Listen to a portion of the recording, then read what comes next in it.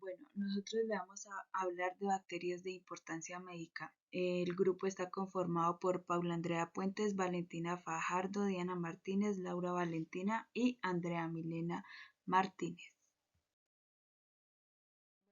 De acuerdo a la taxonomía, pues pertenece al reino Bacteria, al filo Proteobacteria, a la clase Gamma Proteobacteria, al orden Enterobacteriales y a la familia Enterobacteriaceae. En cuanto a las características generales, pues encontramos que son bacilos o cocobacilos gram negativos, no esporulados, algunas cápsulas y otras no son móviles, pílisis, son anaerobios y aerobios, fermentan la glucosa, su catalasa es positiva y crecen en agar McConkey. El hábitat más común de estas enterobacterias pues es el intestino del ser humano y de los animales, el suelo, el agua, los vegetales, los reservorios y el tracto urinario.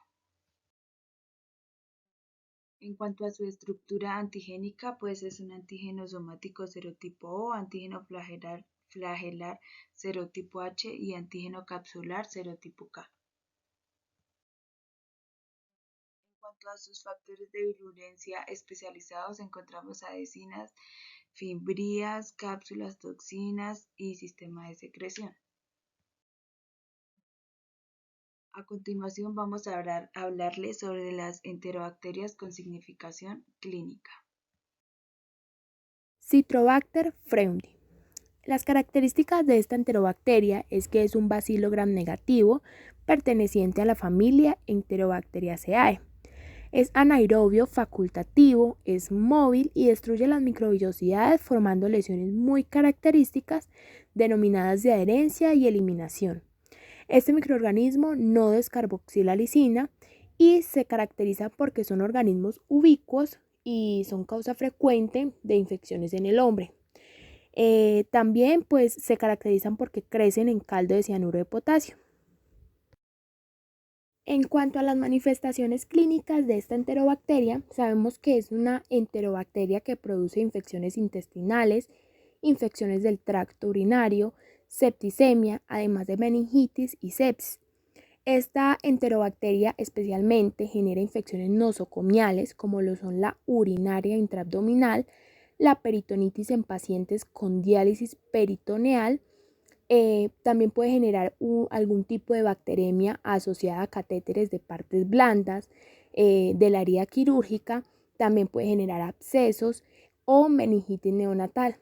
Además, esta también puede estar relacionada o puede generar un cuadro clínico muy similar al observado en la infección por E. coli enterohemorrágico. Los síntomas que generalmente produce Citrobacter freundii es decaimiento, pobre succión, fiebre, distensión abdominal, convulsiones, ictericia, visceromegalia, diarrea y en algunos casos también puede generar pérdida de la conciencia. Citrobacter freundii posee unos factores de virulencia que le permiten a esta enterobacteria tener una alta resistencia. Entre estos factores encontramos pues primeramente la presencia del lipopolisacárido con actividad endotoxina, el cual va a desempeñar una importante función en lo que es la activación del sistema inmune al constituir el antígeno superficial más importante de este tipo de bacterias.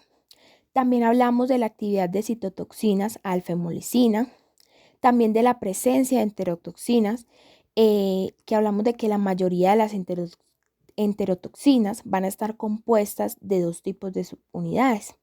La subunidad A, que es enzimáticamente activa y pues es responsable de darle esa toxicidad a la enterobacteria. Y la subunidad B, que va a facilitar la unión a la célula diana.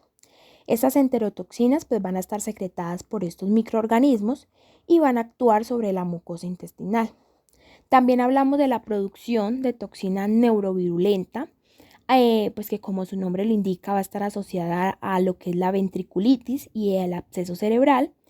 Y hablamos de que esta bacteria también posee una alta resistencia a la fagocitosis. También posee una producción de beta-lactamasas cromosómicas o beta-lactamasas de espectro extendido. El diagnóstico de Citrobacter freundii se genera realizando primeramente un GRAN, en el cual se deben evidenciar bacilos gram negativos.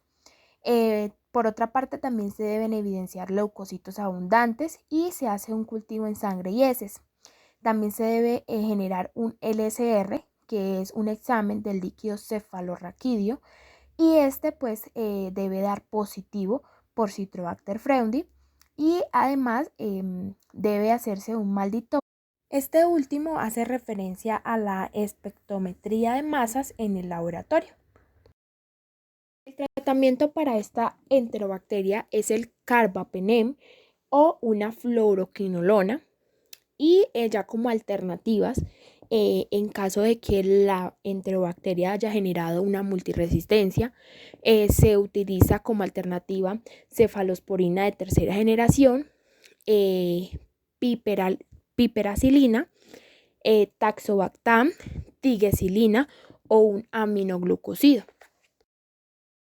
Continuando con Citrobacter cosseri, pues hablamos de que las características de esta enterobacteria es que pues también es un bacilo gram negativo, este es aerobio, es ubicuo en la naturaleza y pues que frecuentemente se va a encontrar en la vía geniturinaria y en el aparato gastrointestinal.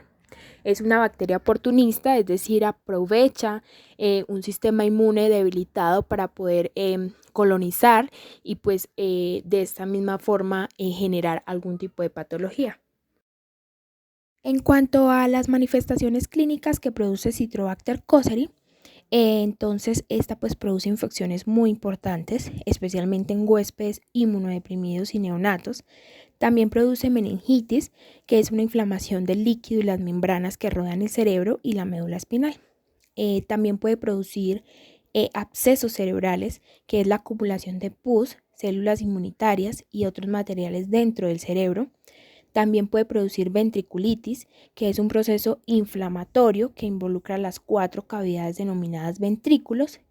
Y por último, pues puede producir una uveitis purulenta con inflamación intensa y supurativa de la uvea. Esto pues es una manifestación que se da cuando el ojo o el globo ocular se llena de pus y este se va a extender a todas las partes del ojo hasta destruirla.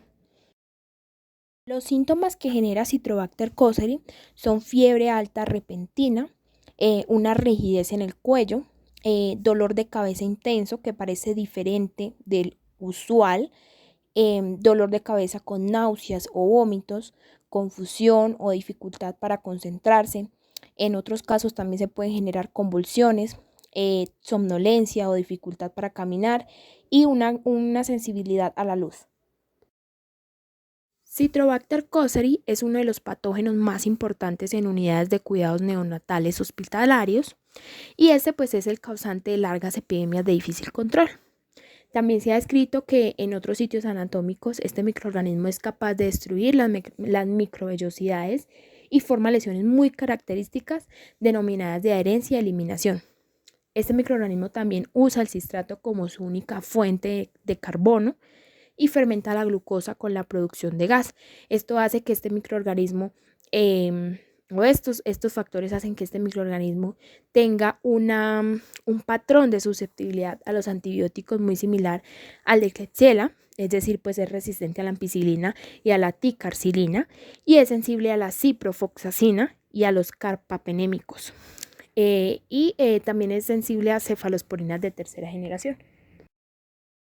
Esta enterobacteria como método diagnóstico pues solo se puede identificar y confirmar mediante cultivo y pues ya el tratamiento para esta enterobacteria sería el tratamiento con quinolonas orales como lo son la ciprofloxacina o la moxifloxacina pues según las indicaciones del médico tratante.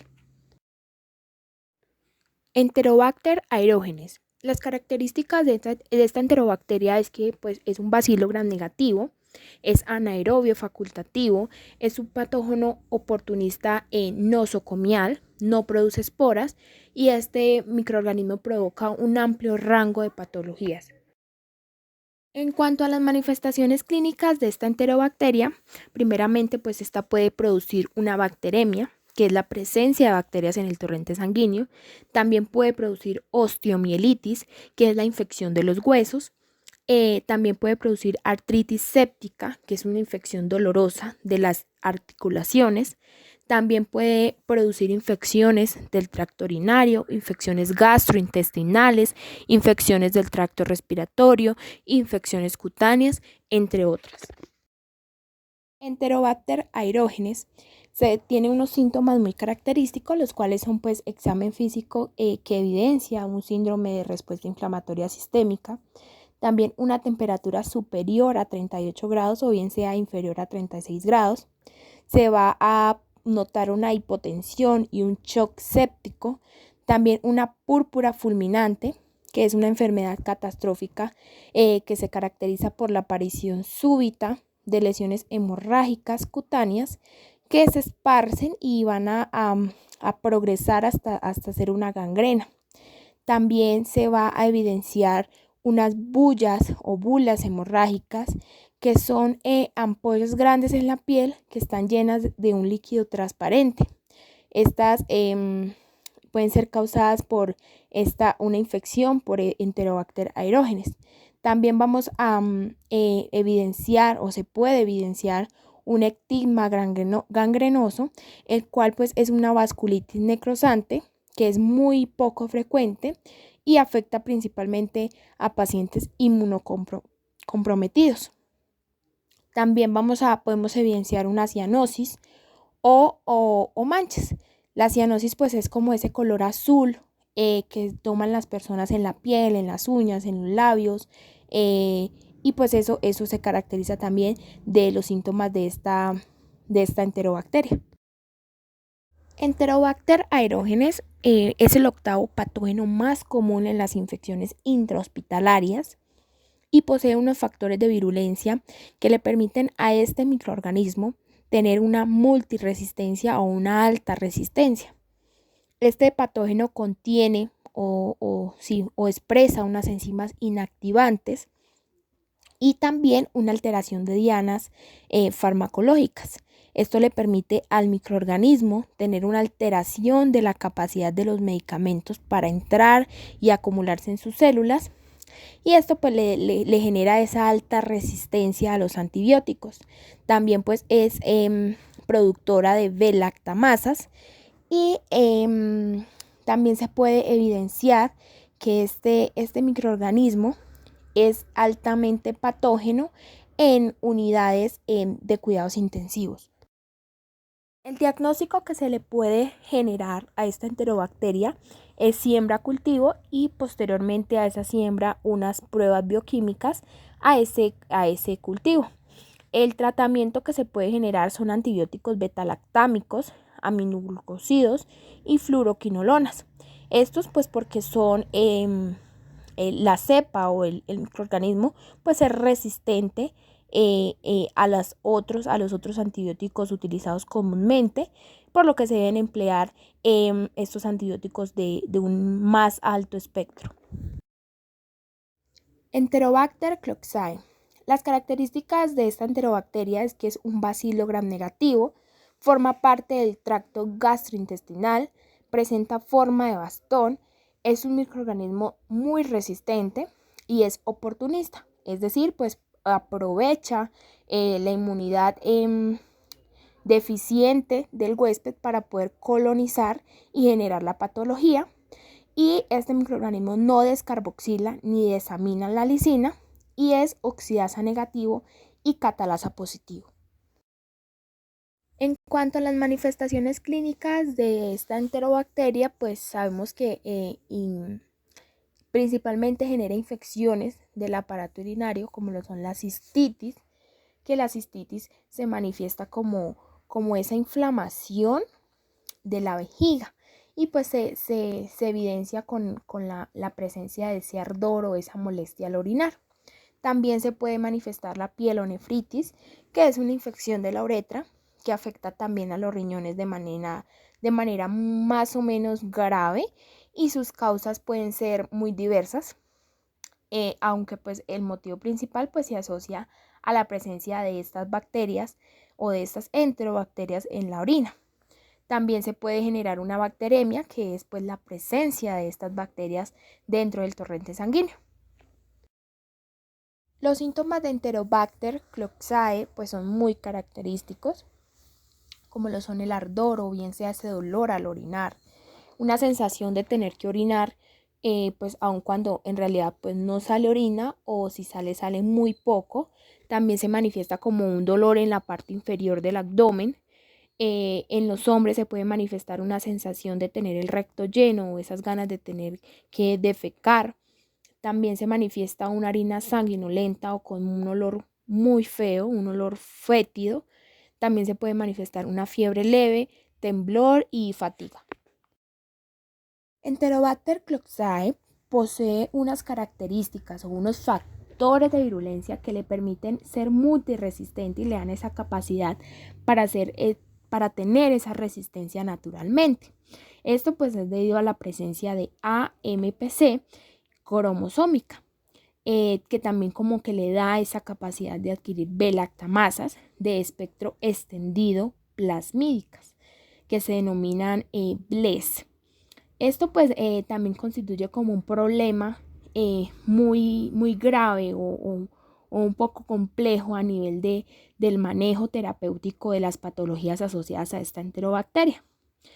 La producción de estas belactamasas de espectro extendido, en esta enterobacteria especialmente, en Enterobacter cloxae, es menos prevalente que en otras especies o en otros géneros de bacterias que poseen este mismo BLE, que es las belactamasas de espectro extendido, como lo son la Escherichia coli o la Klebsiella pneumoniae. Las enzimas de tipo CTXM también son predominantes en esos otros tipos de bacterias, pero también han sido descritas en Enterobacter cloxae, lo que le da como esa resistencia o esa multiresistencia a los antibióticos. Además de esto, pues esta enterobacteria es favorecida por su capacidad de formar biopelículas. Esto pues le constituye o le da ese factor más especial a esta enterobacteria de relacionarse con todo lo que tiene que ver los brotes de estas patologías, sobre todo como en unidades de cuidados intensivos neonatales. Esta enterobacteria se puede diagnosticar al hacerse un aislamiento clínico y posteriormente pues la identificación de la cepa. Y por último, pues las pruebas de sensibilidad a antibióticos, que como recordamos, pues es una enterobacteria multiresistente, es decir, es resistente a casi todos los antibióticos. Como tratamiento para esta enterobacteria, pues tenemos los antibióticos beta-lactámicos, las fluoroquinolonas, los aminoglucosidos, y como dato no se les puede diagnosticar o no se les puede tratar con cefalosporina, porque también es un microorganismo resistente a la cefalosporina. Escherichia coli, taxonomía. Reino, bacteria, filo, proteobacteria, clase, gamma proteobacteria, orden, enterobacteriales, familia, Enterobacteriaceae, género, Escherichia, especie, Escherichia coli. Escherichia coli es una bacteria del miembro de la familia de las enterobacterias, forma parte de la microbiota del tracto gastrointestinal de los seres humanos, es un bacilo gram negativo no exigente. En sus pruebas bioquímicas como la oxidasa nos da un resultado negativo y la catalasa un resultado positivo. También es una bacteria anaerobia facultativa. Su temperatura óptima de crecimiento es a 37 grados centígrados, lo que quiere decir que es una bacteria mesófila. Es móvil por flagelos perítricos y esta es la bacteria anaerobia facultativa más abundante en la microbiota del tracto gastrointestinal. No es esporulada. La producción de indol es a partir del triptófano. No utiliza el citrato como fuente de carbono. Esta bacteria fermenta la glucosa y la lactosa con producción de gas.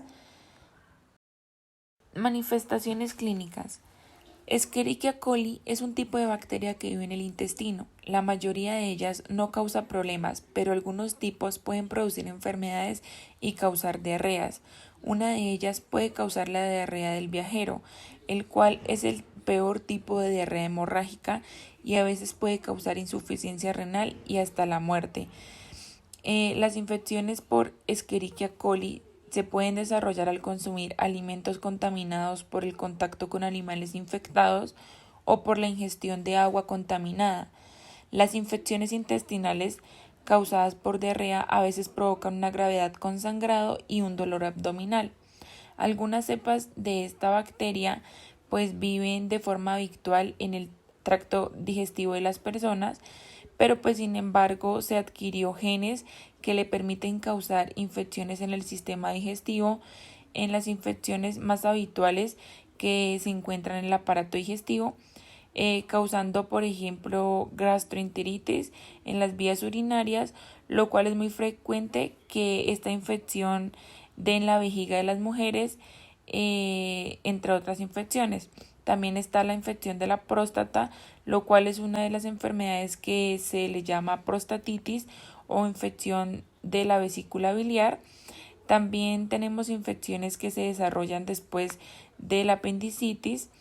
Las bacterias pues también pueden causar infecciones fuera del intestino si este está desgarrado, perforado o dañado, como por ejemplo una lesión o una enfermedad inflamatoria del intestino. Algunos de los síntomas de la infección por Escherichia coli son náuseas o vómitos, fuertes cólicos abdominales, diarrea líquida o con mucha sangre, cansancio y fiebre. Factores de virulencia. A Escherichia coli se le han determinado numerosos factores de virulencia que intervienen en el poder patógeno de esta bacteria. Entre ellos se encuentran los factores de la adhesión. En la adhesión, pues esta viene determinada por la presencia de fimbrias que le proporcionan a la célula la capacidad de fijarse de forma específica a un receptor celular. Las fimbrias son pues finos filamentos de la naturaleza proteica de la célula dispuestos alrededor de la bacteria y con una terminación que se adhiere al receptor celular.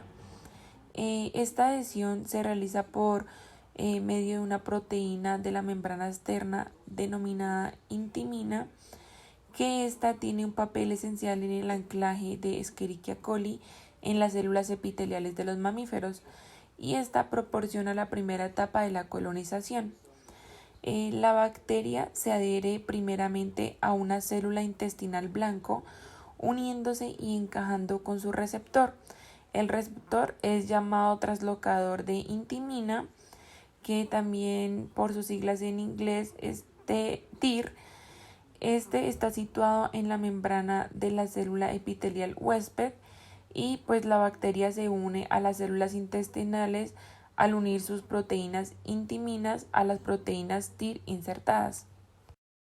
Diagnóstico. Para el diagnóstico de Escherichia coli utilizamos el aislamiento y crecimiento del cultivo a partir de las heces. Esta bacteria crece en medios de cultivo como Agar McConkey, que este medio lo utilizamos para separar las bacterias fermentadoras de la lactosa y producen colonias rosadas circulares de más o menos de 2 a 3 milímetros. Otro agar es el agar EMB, que permite la diferenciación de las especies fermentadoras de la lactosa y presenta colonias que varían del púrpura verde metálico y forman colonias circulares que presentan un centro grande y oscuro y su tamaño pues varía de 1 a 2 milímetros. También tenemos otro agar que es el agar SS, que este se utiliza para aislar también las bacterias lactosa negativa o positivas, como lo es Escherichia coli, que presenta colonias rosadas lisas de aproximadamente 1 a 3 milímetros. También las podemos aislar en el agar sangre, que pues se observa colonias blanquecinas redondas y algunas cepas pueden producir hemólisis. Escherichia coli se divide en grupos, los cuales son 5. Entre ellos están Escherichia coli enteropatógena, Escherichia coli enteroinvasiva, Escherichia coli enterohemorrágica, Escherichia coli enteroagregativa y Escherichia coli enterotoxigénica. Escherichia coli enteropatógena. Escherichia coli enteropatógena es una de las principales causas de diarrea en niños menores de 2 años en países en vías de desarrollo. La principal característica histopatológica de la infección es una lesión que induce la Escherichia coli enteropatógena en el intestino, conocida como la lesión AE, que significa adherencia y eliminación. La Escherichia coli enteropatógena se divide en dos, en Escherichia coli típica, que esta se basa en la presencia del factor de virulencia EAF, y está la Escherichia coli enteropatógena atípica, que esta pues se va a caracterizar por la ausencia del factor de virulencia de EAF. Las cepas de Escherichia coli enteropatógeno típico están fuertemente asociados con la diarrea en niños menores de 1 año de edad, principalmente en los niños pobres en los primeros 6 meses de vida. En este rango de edad, las cepas de Escherichia coli enteropatógena típico se considera la principal causa de la diarrea clínica en países en desarrollo, con frecuencia de infección por Escherichia coli enteropatógeno típico. En niños mayores de 1 año disminuye con la edad, y este aumento de la resistencia de la infección en niños mayores y también en adultos se debe principalmente al desarrollo de la inmunidad o también a la pérdida de receptores específicos para algunas adhesinas. Desde la década de los 60 en los países desarrollados se ha observado una importante disminución en la frecuencia de Escherichia coli enteropatógena típico, ya que entre las probables razones de esta disminución están que han mejorado el control de las infecciones hospitalarias, también han mejorado los tratamientos y han adecuado unas medidas de saneamiento. Escherichia coli enteropatógeno atípico. Las cepas de Escherichia coli enteropatógeno atípico se detectan con frecuencia en casos de diarrea en distintos grupos ectáreos y en pacientes adultos con VIH-Sida. Escherichia coli enteropatógena atípico se encuentra en diferentes especies de animales con o sin diarrea, como las vacas, las ovejas, las cabras, los cerdos y las aves de corral, así como en animales domésticos como venados y monos tití. Estas cepas podrían transmitirse a los seres humanos.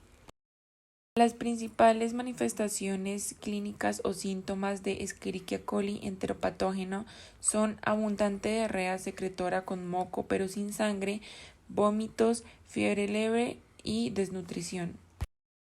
Para la identificación de Escherichia coli enteropatógena la podemos hacer mediante pruebas bioquímicas en tubo TSI, LIA, MIO, citrato, urea, rojo de metilo y caldo manitol, rojo de fenol. También lo podemos hacer por medio de determinación de los serotipos por aglutinación con sueros OIH. Y por último tenemos la PCR múltiple en tiempo real para la detección de 6 grupos de Escherichia coli virulentos. Factores de virulencia de Escherichia coli enteropatógena. Uno de los factores de virulencia es la adherencia, que es un proceso fundamental en la patogénesis de esta bacteria, y de ella se pueden distinguir 2 fases. La primera fase implica la adherencia inicial entre las mismas bacterias, mientras que en la segunda se supone la adherencia de las bacterias a la célula huésped. Estos fenotipos están directamente relacionados con los 2 factores de virulencia importantes de Escherichia coli enteropatógena. También, por otro lado, tenemos los BFP, que son los pelos o fimbrias que miden de 7 nanómetros de diámetro a 14 o 20 micrómetros de largo, cuyas biogénesis requieren 14 genes codificados en el plásmido de virulencia denominado factor de adherencia de Escherichia coli enteropatógena o EAF. La Escherichia coli enterotoxigénica es una bacteria que causa enfermedades en humanos o en animales al producir una toxina termolábil o estable al calor o ambas. La enfermedad que produce esta bacteria es conocida como la diarrea del viajero, aunque la Escherichia coli enterotoxigénica es una causa frecuente de diarrea en los países en desarrollo y es una causa poco común de brotes en los Estados Unidos. La Escherichia coli se encuentra en las heces de una persona o animal infectado. También se ha detectado niveles altos de contaminación por Escherichia coli enterotoxigénica en muestras de agua y alimentos tomados de áreas endémicas. En países en desarrollo, la contaminación fecal del agua y de los alimentos constituye la principal causa de la alta incidencia de la diarrea por Escherichia coli enterotoxigénica. Manifestación clínica de Escherichia coli enterotoxigénica. La principal característica de la enfermedad es una diarrea acuosa que comienza de 14 a 50 horas después de la ingestión de la bacteria. Esta puede presentar diarrea leve y durar solo unos días o puede ser más severa y prolongada, con duración hasta de 3 semanas. Generalmente, pues la diarrea no contiene sangre ni mucos. Otros síntomas que incluyen en el desarrollo de esta enfermedad es los calambres abdominales, fiebre, náuseas y dolor de cabeza o dolores musculares. Factores de virulencia de Escherichia coli enterotoxigénica. En cuanto a los factores de virulencia, se presentan dos mecanismos, la adherencia y las toxinas. En cuanto a la adherencia, las cepas se adhieren a las células epiteliales de la mucosa del intestino delgado a través de una interacción mediada por adhesinas proteicas conocidas como factores de colonización o CFS. Estos factores de colonización se encargan de la adhesión de las bacterias a receptores como la fibronectina, glicoesfingolípidos y glicoproteínas. Algunos de estos factores de colonización se han asociado a la movilidad y autoagregación bacteriana. También aproximadamente el 50% de las cepas no se logran identificar los factores de colonización y por otro lado la Escherichia coli enterotoxigénica se caracteriza por la capacidad de producir dos enterotoxinas conocidas como LT y ST. La toxina LT induce diarrea secretora y respuesta inmunológica con anticuerpos neutralizantes y la toxina ST, que también produce diarrea secretora, es un péptido de 18 a 19 aminoácidos con un peso molecular de 2 kilodalton. Escherichia coli enteroinvasiva. La Escherichia coli enteroinvasiva es un tipo de bacteria patógena cuya infección causa un síndrome idéntico a la shigellosis con diarrea profusa y fiebre alta. Esta bacteria es muy invasiva y utilizan proteínas adhesinas para unirse a las células intestinales. También causa diarrea acuosa y disentería en los seres humanos. El patógeno suele ser transmitido por alimentos o agua contaminada o también de transmisión persona a persona. Manifestaciones clínicas. Algunas de las manifestaciones clínicas de Escherichia coli enteroinvasiva son fiebre, vómitos, diarrea acuosa o diarrea con moco o sangrinolenta, también dolor cólico abdominal y malestar general. Factores de virulencia de Escherichia coli enteroinvasiva. En cuanto a los factores de virulencia de esta bacteria, los individuos infectados con ella evaden la respuesta inmune porque ésta entra fácilmente a las células epiteliales del colon por medio de las adhesinas que se mueven lateralmente para invadir otras células. La Escherichia coli enteroinvasiva, al igual que Shigella spp, posee un plásmido de virulencia PINB que codifica para T3SS y posee 25 proteínas y los antígenos de invasión de plásmido como el IPAA, IPAB, IPAC, IPAD, entre otros. En la mucosa del colon invade inicialmente las células M en una vacuola fagocítica por transitosis. La bacteria atraviesa la barrera epitelial e invade los macrófagos.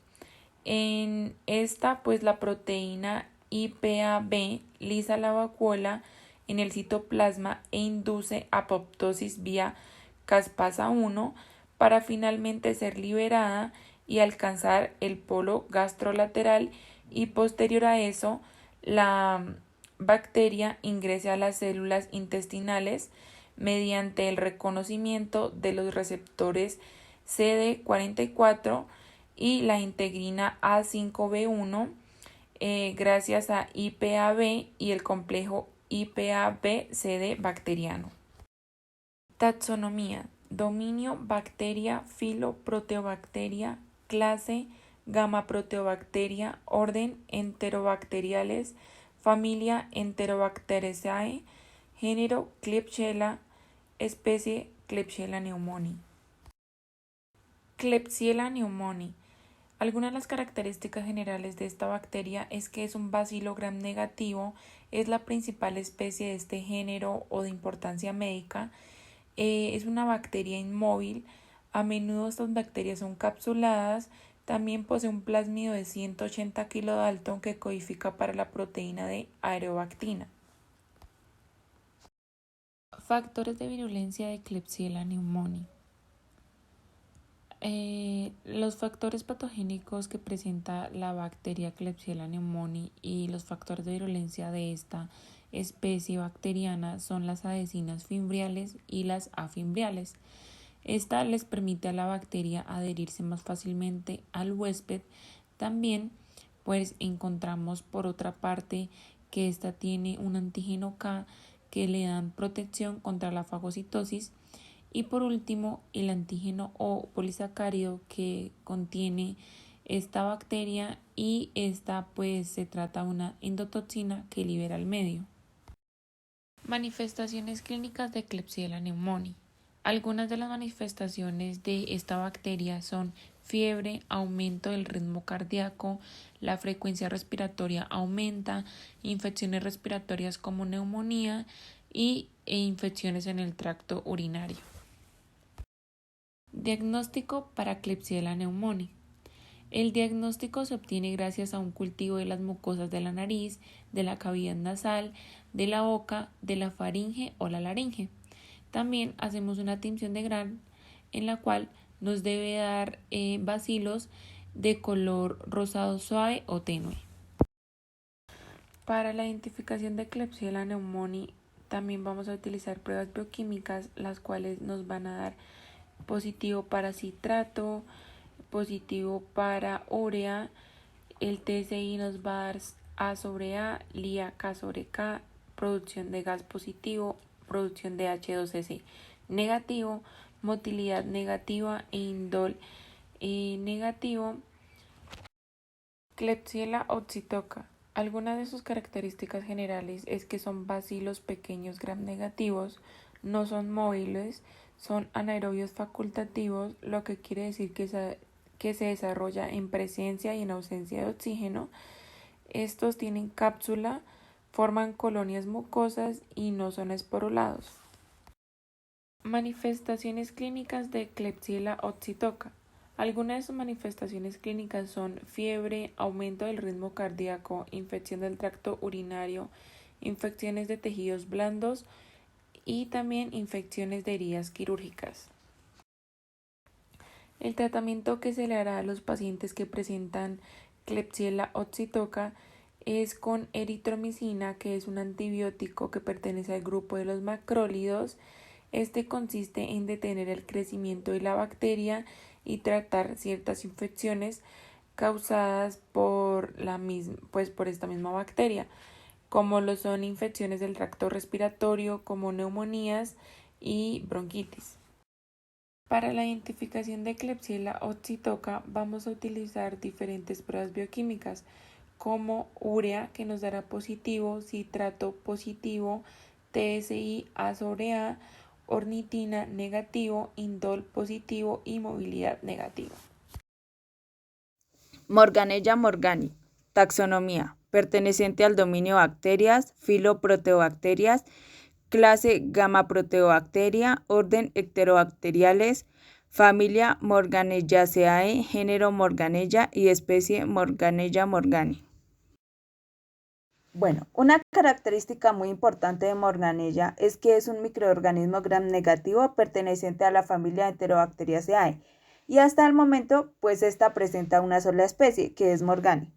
Inicialmente Morganella morgani recibió el nombre de Proteus morgani, pero por estudios genéticos se le sacó el género Proteus y se le creó el género Morganella.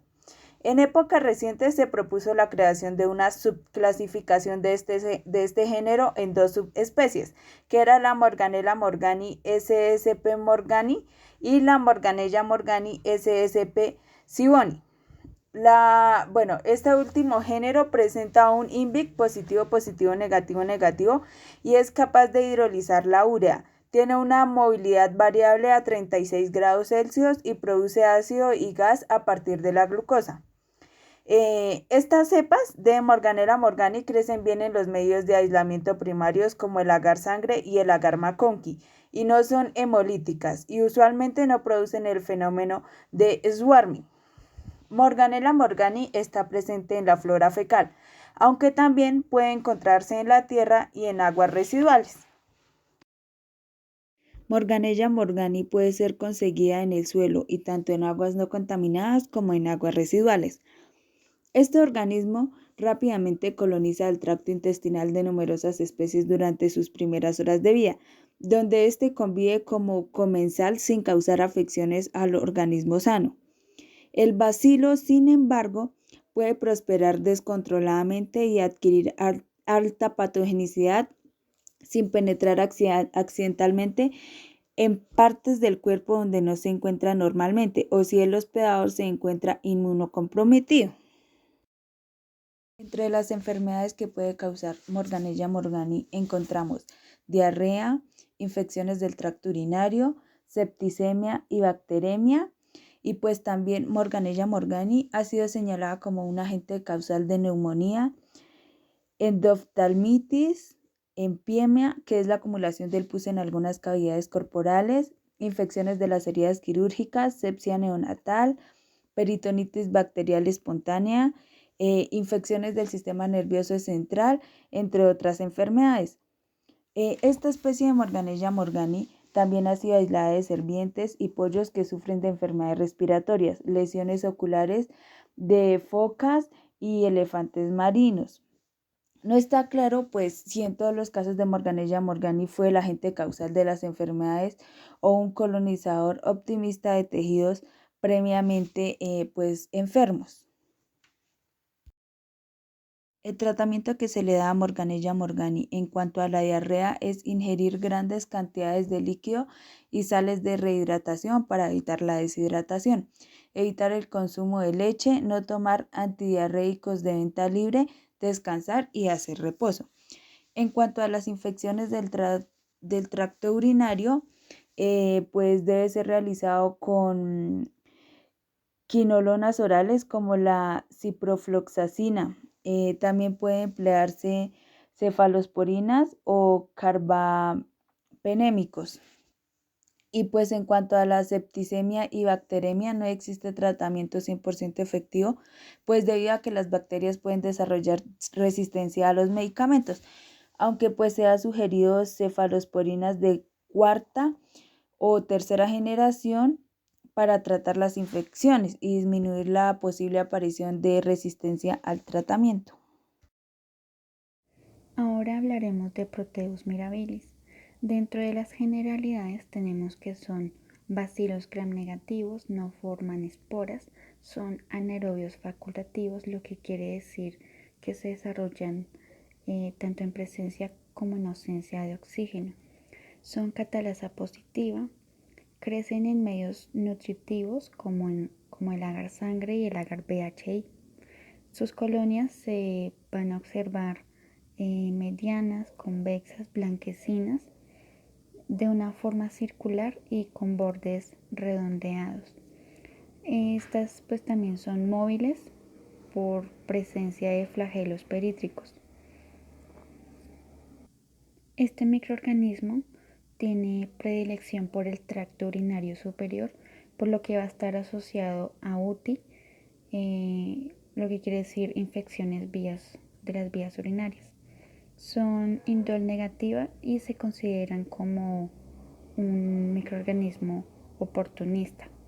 Algo muy característico de él es que produce un muy distintivo olor a pescado podrido. Taxonómicamente están en el dominio Bacteria, en el filo Proteobacteria, en la clase Gamma Proteobacteria, en el orden Enterobacteria, en la familia Morganelaceae, en el género Proteus y en la especie Proteus mirabilis.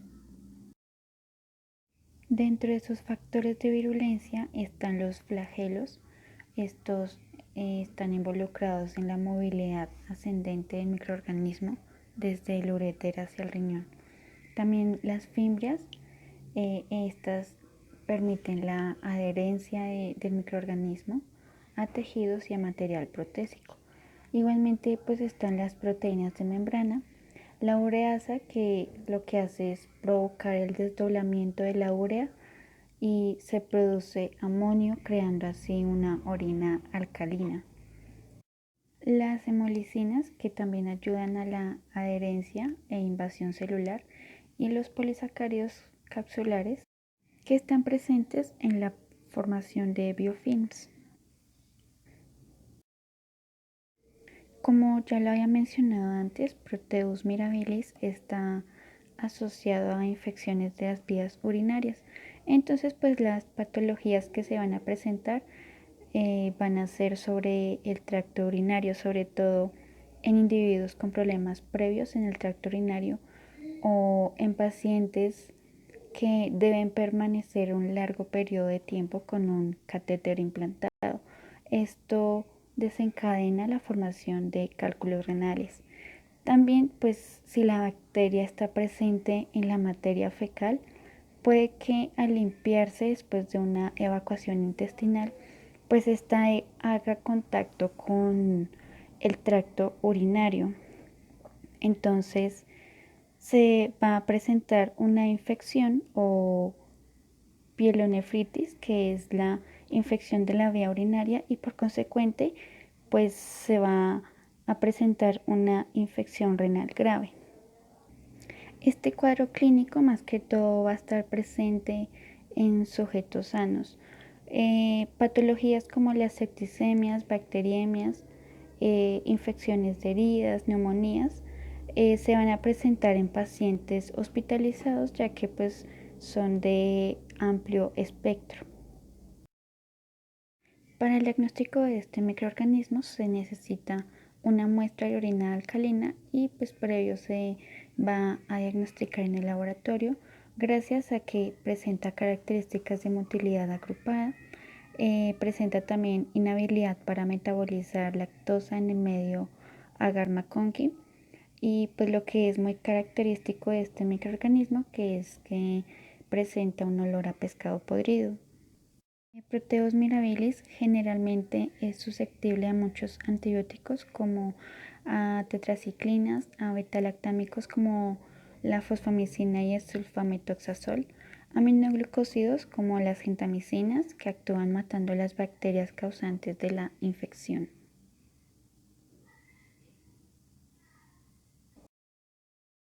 Proteus vulgaris es un bacilo gram negativo, es anaerobio facultativo, habita en el tracto intestinal, causa infecciones urinarias, es catalasa positivo, no fermenta lactosa, es indol positivo, no tiene esporas y presenta también flagelos. Algo característico de él es que se forma una especie de ola alrededor de las colonias bacterianas, como observamos ahí en la imagen. En los factores de virulencia, la cápsula es adhesina y antifagocitaria. También se presentan los flagelos, las fimbrias, que también ayudan en la adhesión de la bacteria a la superficie celular, la ureasa positiva, que esta se vuelve alcalina y produce amoníaco, que lo que hace es dañar el tracto urinario. también las hemolicinas y endotoxinas como el lípido A, que este lo que hace es producir los síntomas como fiebre, leucopenia y colapso respiratorio. El cuadro clínico que se puede presentar es enteritis, especialmente en niños, infecciones nosocomiales como en el tracto urinario, heridas en piel y tejidos blandos y septicemia. También abscesos hepáticos piógenos, es decir, que producen pus, que pueden derivar de una infección. También la otitis media. El mecanismo por el que ocurre la otitis media está dado por la inflamación de la trompa de Eustaquio debido a un cuadro respiratorio alto y luego existe colonización de la trompa por gérmenes. La llegada de los microorganismos a la trompa y al oído medio provocan una reacción inflamatoria con liberación de interleuquinas. Estas interleuquinas provocan vasodilatación e infiltración leucocitaria, que es lo que generalmente provoca el dolor en el oído. Para el tratamiento de Proteus vulgaris, por lo general tiene sensibilidad a la ciprofloxacina, a ceftazidima, al sulbactam y al unacin. También es resistente a penicilinas y a cefalosporinas. Salmonella entérica. Este microorganismo representa la especie de mayor patogenicidad, por lo que puede colonizar una amplia variedad de seres vivos como animales, humanos o plantas. Se transmite vía fecal, oral o por alimentos o agua que estén contaminados. Es un bacilo gram negativo, no desarrolla cápsula ni esporas, son móviles, crecen con facilidad en agar sangre, forman colonias de 2 a 3 milímetros, son anaerobio facultativo, oxidasa negativo, fermentan glucosa y están clasificados como patógenas, por lo tanto son lactosa negativa. También producen ácido sulfúrico y en los medios de cultivo se va a presentar de color negro. Como factores de virulencia presenta flagelos, bilis, cápsula, que específicamente tiene un antígeno conocido como antígeno B. Este antígeno va a ser exclusivo solamente de Salmonella typhi. Desde el punto de vista genético, están agrupados estos factores de virulencia en islas de patogenicidad. Hay una gran variedad de islas de patogenicidad, pero las más importantes son las islas de patogenicidad 1 y las islas de patogenicidad 2. Las islas de patogenicidad 1 van a permitir la invasión a las células. También van a permitir que la bacteria entre al citoplasma al ser englobada por la célula en una vacuola. Las islas de patogenicidad 2 van a permitir que la bacteria sobreviva en el interior de la célula. Igualmente va a presentar endotoxinas y proteínas específicas que le van a permitir resistir al ácido gástrico.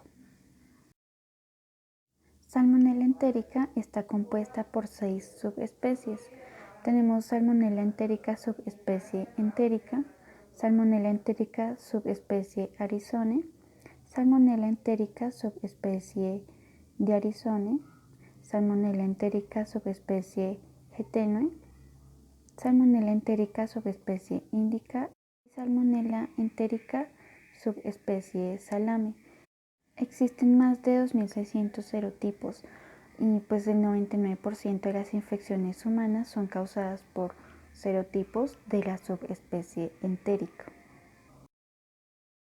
Los serotipos de Salmonella entérica con mayor importancia clínica, tenemos 4, los cuales son Salmonella entérica serotipo TIFI, Salmonella entérica serotipo TIFI murium, Salmonella entérica serotipo enteritidis, Salmonella entérica serotipo Paratyphi.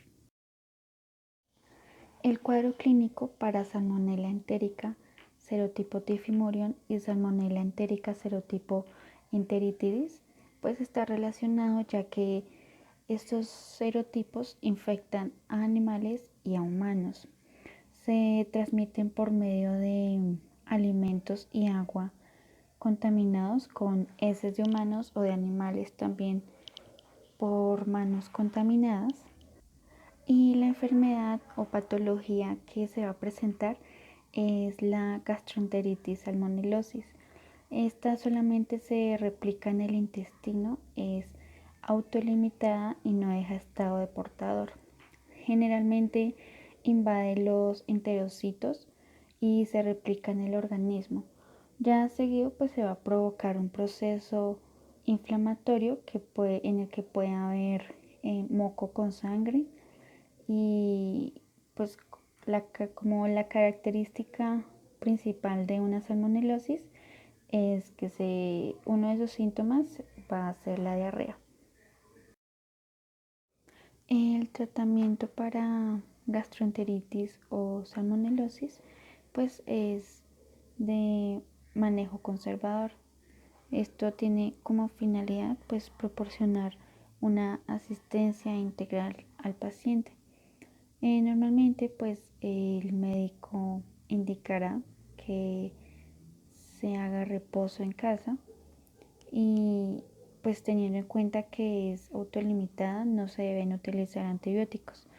Autolimitada quiere decir que pues la persona lo resuelve mediante el desarrollo de defensas específicas. También se debe como hidratarse, debe haber reposición de líquidos y electrolitos pues con agua, ya que pues por la diarrea se causan pérdidas.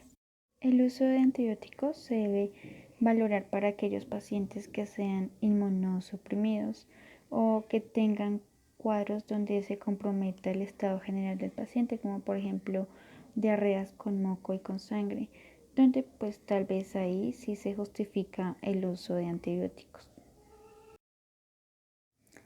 El cuadro clínico de Salmonella entérica serotipo TIFI y Salmonella entérica serotipo Paratyphi también va a estar relacionado, por lo que pues solamente infectan a humanos. Se transmiten por medio de alimentos o agua contaminados con heces específicamente de humanos. También por vegetales crudos o no desinfectados. La enfermedad o patología que se va a presentar va a ser la fiebre tifoidea o también llamada fiebre entérica. Esta fiebre es causada por Salmonella entérica serotipo TIFI y la fiebre paratifoidea, que es causada por Salmonella entérica serotipo Paratyphi. La fiebre tifoidea tiene un periodo de incubación de 7 a 14 días. Entre sus síntomas, en la primera semana, pues se va a presentar un cuadro gripal, como por ejemplo tos, dolor faríngeo, malestar general. En la segunda semana se va a presentar fiebre con bradicardia, rociola tifoidea, estreñimiento, algunos con diarrea. En la tercera semana ya van a haber complicaciones como hemorragia intestinal, hepatitis, artritis, osteomielitis, neumonía o encefalopatía. Recordemos que estos serotipos ingresan por vía oral, se replican en el organismo y pasan a sus mucosas. También pueden llegar a órganos reticuloendoteliales y allí también se van a replicar. Luego pues van a regresar al intestino para ser excretados nuevamente a través de las heces. Prácticamente ese es como el ciclo de estos serotipos. Para el tratamiento se usan antibióticos de primera línea como el ciprofloxacino o el cloranfenicol, de segunda línea como la ampicilina y amoxicilina. Algunas cepas pueden presentar resistencia a ampicilina y clorfenicol y pues como alternativa se usa el antibiótico ceftriaxona. Serratia marcescens es un bacilo gram negativo de la familia Enterobacteriaceae que puede encontrarse en la flora intestinal del hombre y animales. Es un anaerobio facultativo de oxidasa negativo. Carece abundantemente en agar de chocolate, agar de sangre, agar McConkey y en ambiente y en reservorios pobres de nutrientes, como el agua potable, cañerías y llaves, así como también en insumos hospitalarios como jabones y pues antisépticos. Este pertenece al dominio bacterias, filo Proteobacteria, clase Gamma Proteobacteria. Pertenece al orden Enterobacteriales, a la familia Yersineaceae, al género Serratia y la especie pues es Serratia marcescens. Bueno, su adquisición es mayoritariamente nosocomial, especialmente en unidades de cuidados intensivos, siendo secreciones respiratorias, también puede ser por heridas y orina o en sitios frecuentes de colonización. Las enfermedades que puede provocar Serratia marcescens son conjuntivitis, queratinitis, infecciones en heridas, riñones o vías urinarias, infecciones respiratorias como meningitis y endocarditis. Bueno, pues a pesar de la importancia de Serratia marcescens como causante de múltiples infecciones nosocomiales, pues en estas son escasos los reportes de sus mecanismos de invasión y patogénesis. Pues por una parte, se han identificado numerosos factores de virulencia potenciales, más sin embargo, el rol de muchos de ellos no está completamente dilucidado, pues ya que la patogénesis de Serratia marcescens es un proceso multifactorial en el cual se ven involucrados diversos factores de virulencia, entre los cuales se pueden mencionar pues la hemolasia, fibrías, proteasas, lipasas, nucleasas, antígenos de pared celular, entre otros. Pues a pesar de esto, la acción coordinada entre estos factores resulta en adherencia o invasión a células hospedadoras, citotoxicidad y lisis celular. Bueno, pues las bacterias del género Serratia con frecuencia son resistentes a antibióticos por genes cromosómicos o plasmídicos que codifican las enzimas de resistencia. Por esta razón, esta bacteria presenta una resistencia primaria a las penicilinas y cefalosporinas de tercera generación. Es resistente, pero pues puede curar totalmente con medicamentos especiales.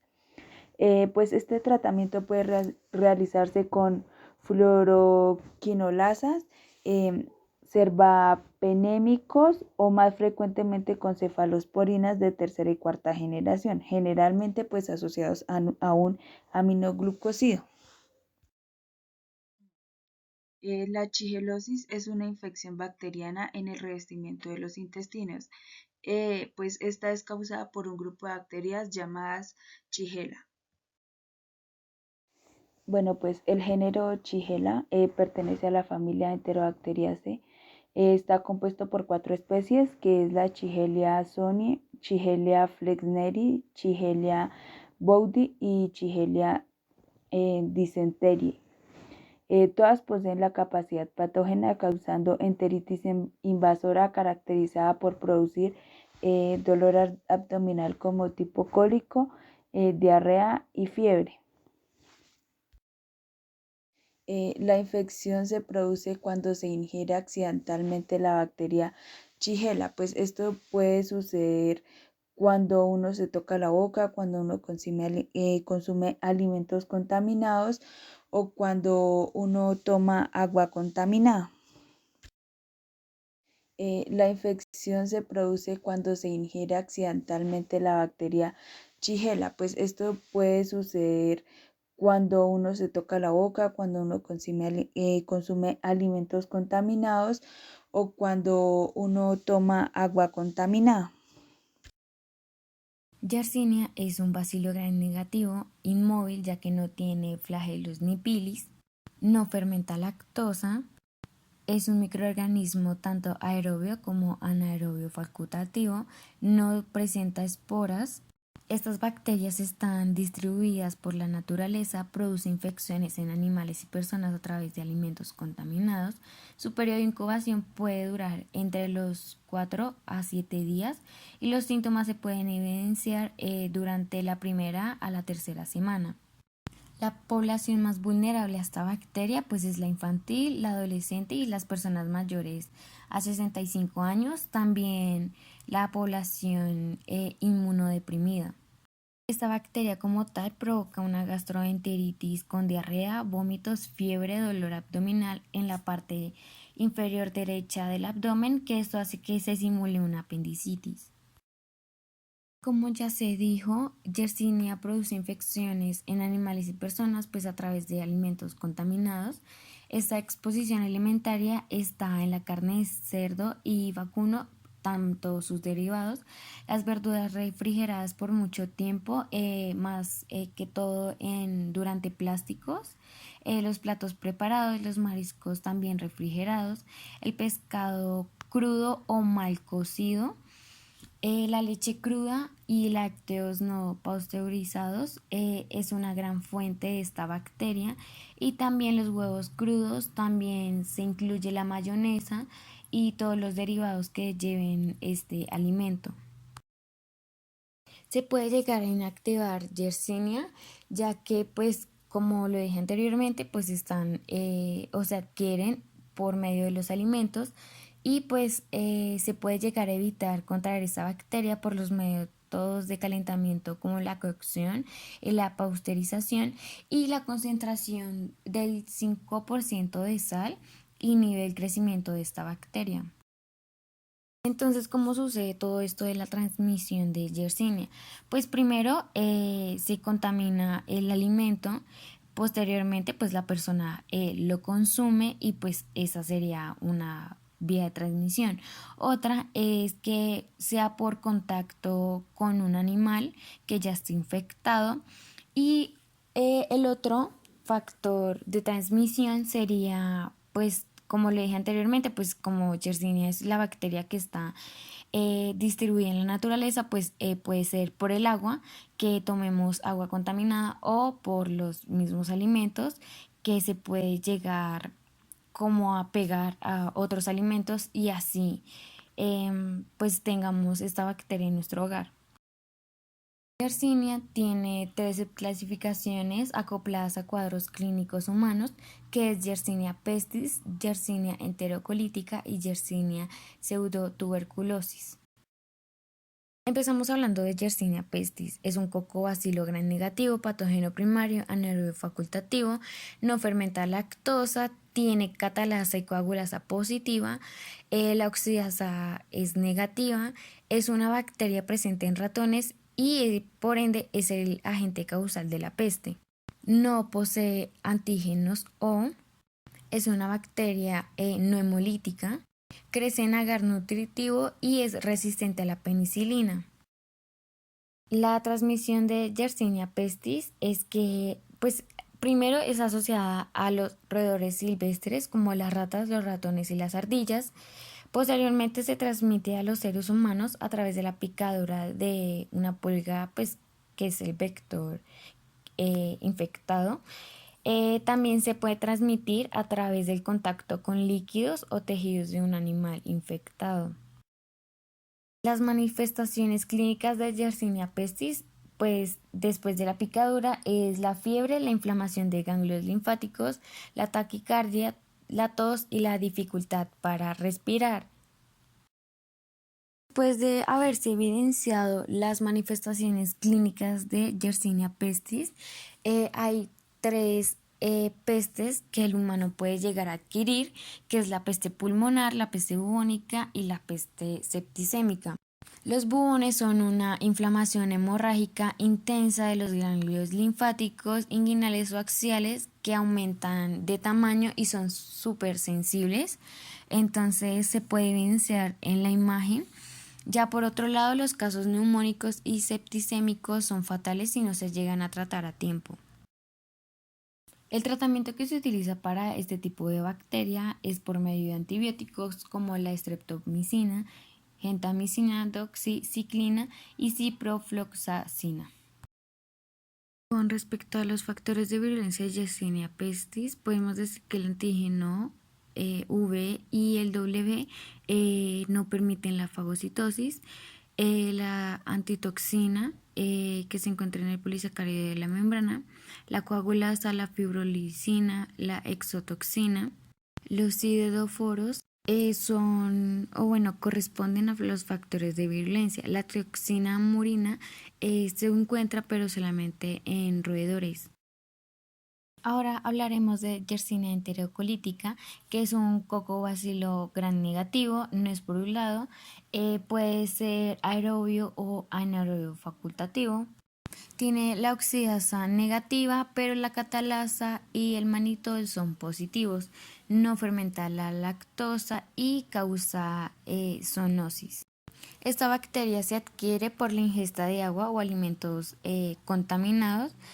Puede generar un diagnóstico erróneo por el apendicitis y pues su periodo de incubación es de 4 a 10 días. Es un patógeno invasivo entérico. La transmisión de Yersinia enterocolítica es por medio de alimentos y de agua infectada.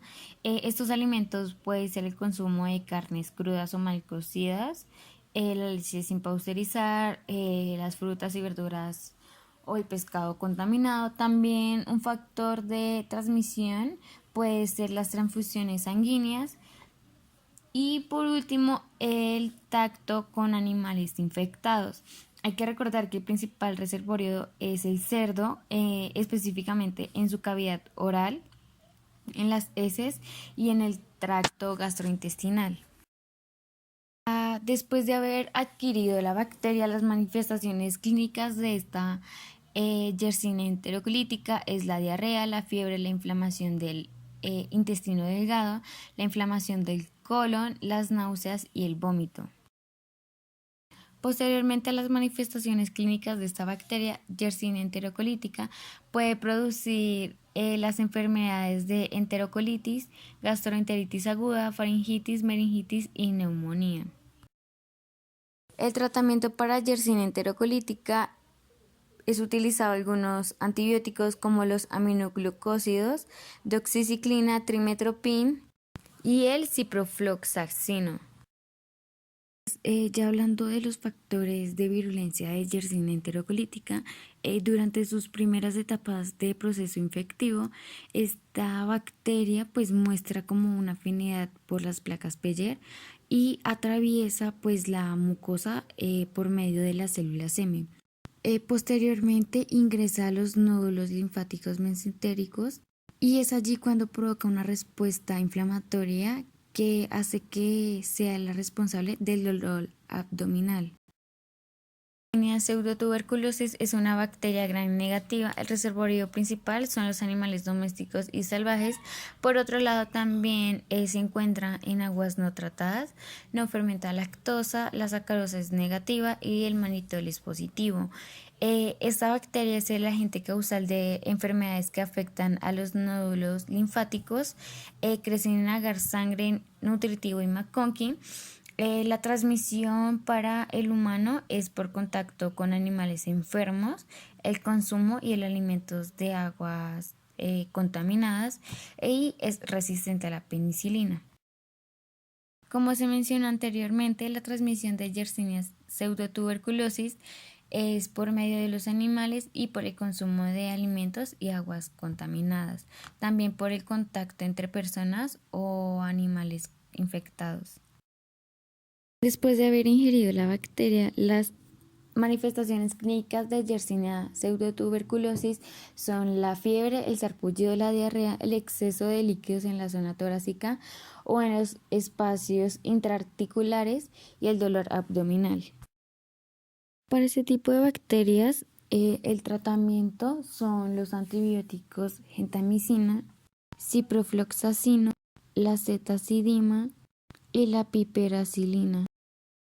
Por otro lado, En factores de virulencia de Yersinia enterocolítica con respecto a la adherencia e invasión está la proteína invasina, la proteína AIL y la proteína YAT-A.